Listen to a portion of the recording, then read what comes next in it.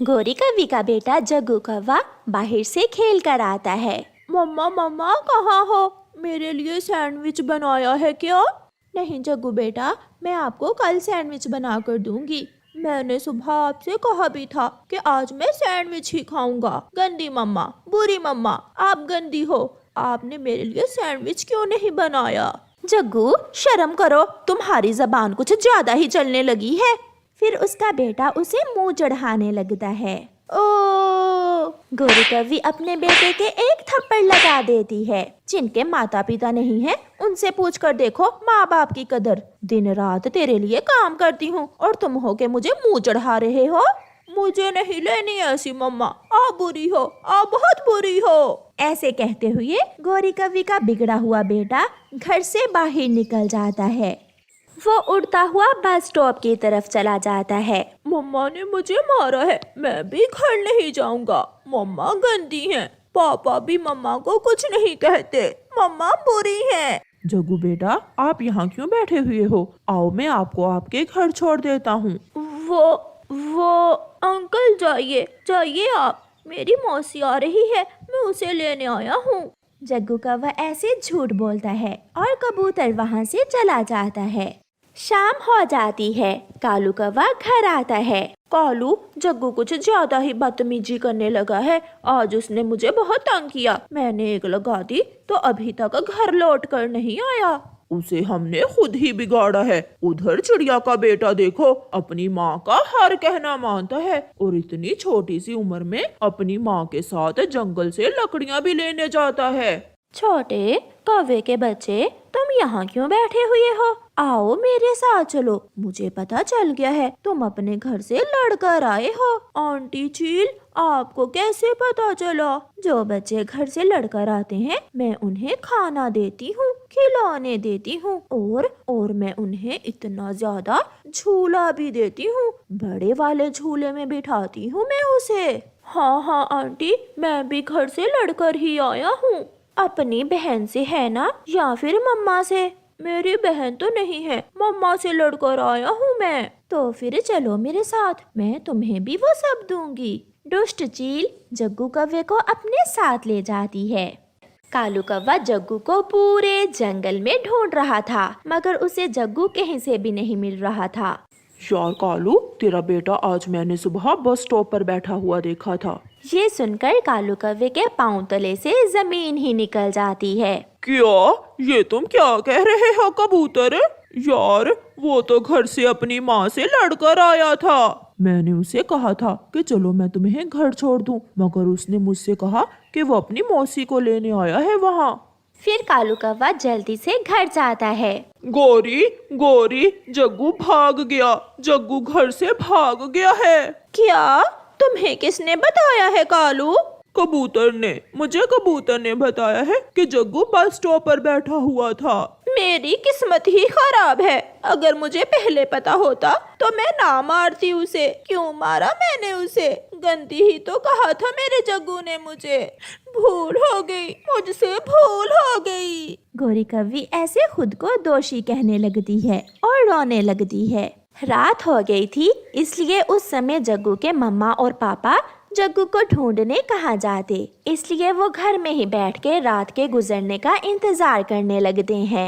ये बर्तन अच्छे से साफ करो, अगर मुझे इन पर थोड़ी सी भी गंदगी नजर आई तो डंडे से मारूंगी मैं तुझे। आंटी मुझे छोड़ दे, मेरे पाँव से ये रस्सी खोल दे।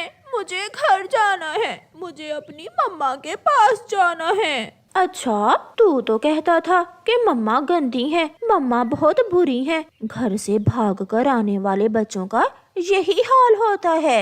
ऐसे कहते हुए चील दो डंडे जग्गू के पंख पर लगाती है और जग्गू जल्दी जल्दी बर्तन धोने लगता है। सुबह हो जाती है। कालू और गोरी अपने बेटे की खोज में बस स्टॉप पर आते हैं। तोते तोते, मेरा जग्गू घर से भाग गया है।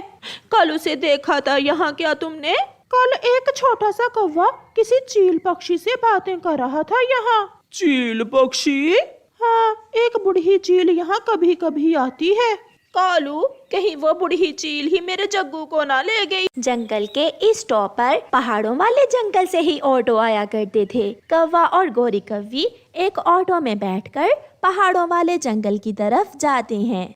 मम्मा, मम्मा मुझे बचा ले, पापा मुझे बचा ले, ये चील मुझे मार देगी, इसने मुझे कल से खाना भी नहीं दिया।